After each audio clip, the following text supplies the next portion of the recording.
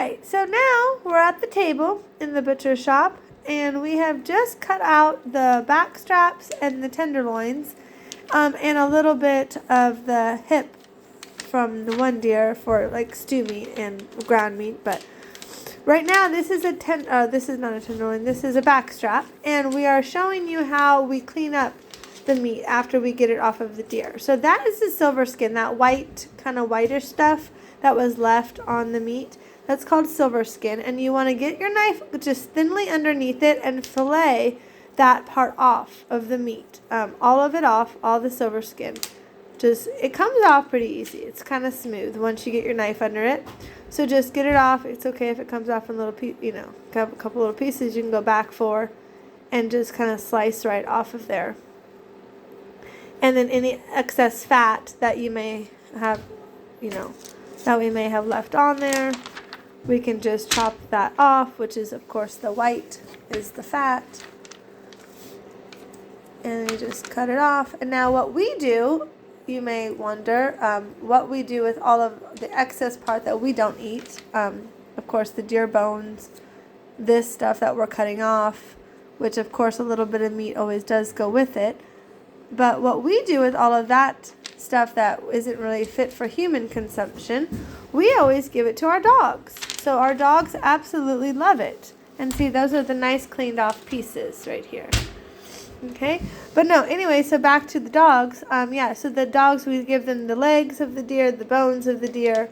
That'll be like a meal for them one day, and then the next day, whatever little pieces of this stuff we have. So really, it actually is really economical for us as well, because not only do we get the meat of the deer, but the rest of the deer that is not for humans, the dogs get, which of course, again, saves on dog food bills as well during deer season, because the dogs, like I said, that's their meal for the day, right? So, and they really prefer it, I think, over dog food. So they're really happy when it's deer season.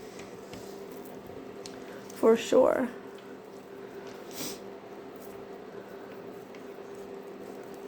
Yeah, because what we do with deer meat, all we do with the deer meat is we do the backstrap, the tenderloins, then we do the stew meat, and we do ground meat. We don't do, nothing else. You don't really do deer ribs and things like this, like you would do with pigs or cows. So that's another thing that the dogs get is the ribs, so they love them. Any type of bone that they can chew on. But see how pretty it looks once it gets all cleaned up and the little bit of fat off.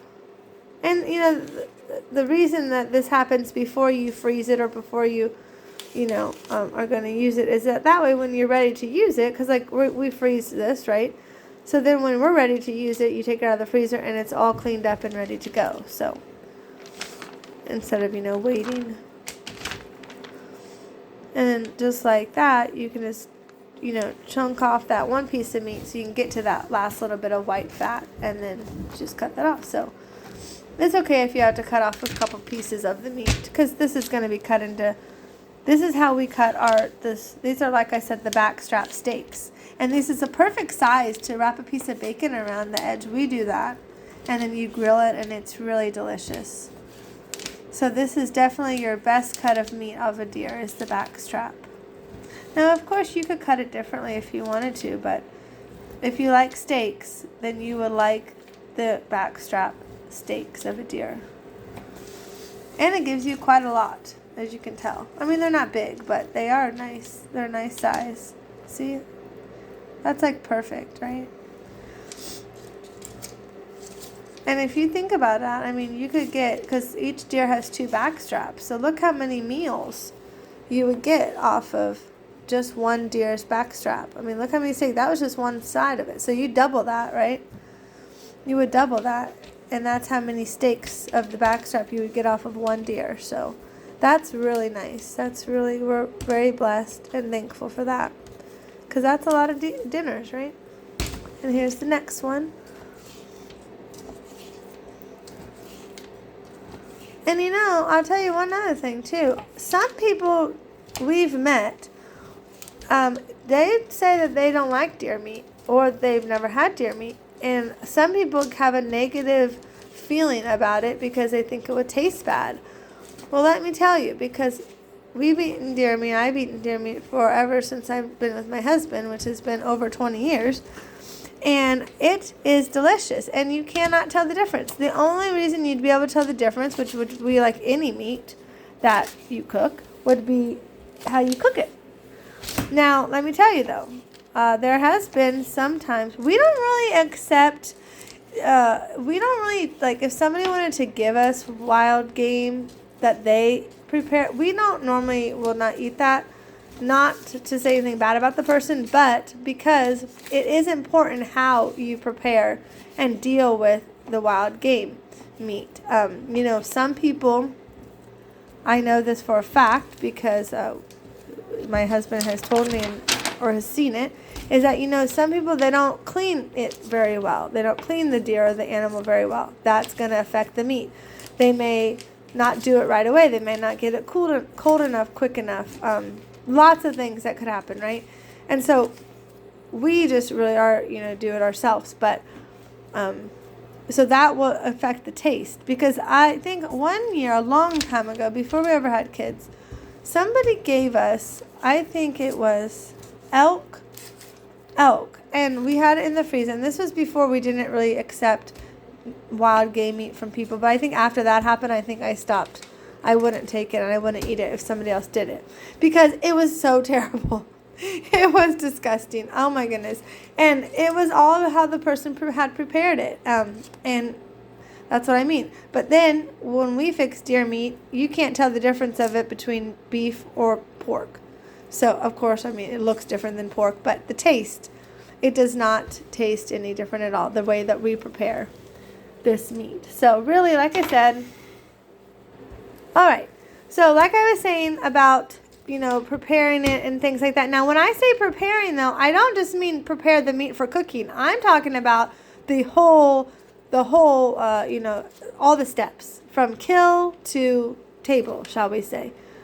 So from when you or the person who gave you the meat has killed the animal, it starts right then. And so a lot of people, like I said, don't clean it. They don't gut it the right way or quick enough. And that's not good at all. So that's going to affect the meat.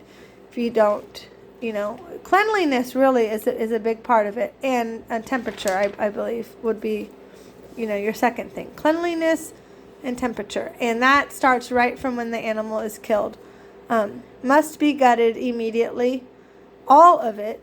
Everything that is in the guts needs to be taken out right there in the field and disposed of. And then that way, all that nasty stuff is not going to be tainting your meat. Some people, though, unfortunately don't do that. And so if that's what I mean. So that's why you really, unless you knew the person like it was your husband or your wife who did it, I would say don't take wild meat from people, but that's just my opinion and advice, just because you don't know how, unless you were there with them when they killed it, of course, like I said. So, but otherwise I would probably just do it yourself, but because you don't know. And then after the fact, this part that we're doing right here, I know some people, they don't clean this stuff off of it. They don't, they leave all that junk that we left, that I said wasn't even fit for human consumption. It's for the dogs, but people leave it on there, and then they fix the meat, and it doesn't taste good. Think about that, right? All that stuff that we're cutting off of it, some people leave on the meat, and they just cook it like that. So there you go. There's another thing that would make the meat not taste good and stuff. And then, of course, actually cooking it and preparing it, however, whatever the people did, could make it be bad too. But really, though, as far as the meat itself, if you want good wild game meat, it starts from the kill and the cleanliness of it and then the temperature. That's what's going to keep it good. And then, of course, so that's what's going to make it look like this, right? This is premier deer meat right here. And it's not going to have a wild gamey taste at all. Not at all. It's just going to taste like meat.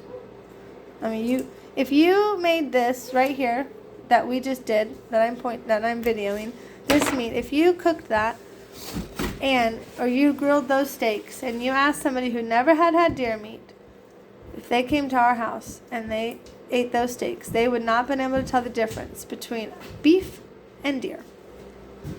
So, all right, there you go. So it's chopped up, ready to be frozen and put in our freezer. So thank you so much for watching our videos, and please subscribe if you like them. And remember that we just are very appreciative of our viewers and our subscribers. So have a blessed night. Bye.